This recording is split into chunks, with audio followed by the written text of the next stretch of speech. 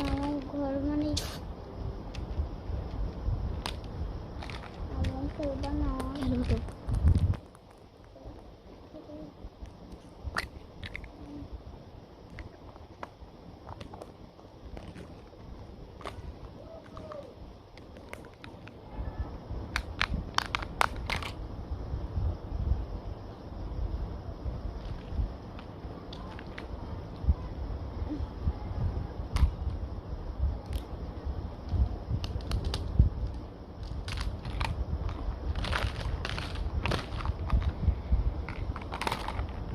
তো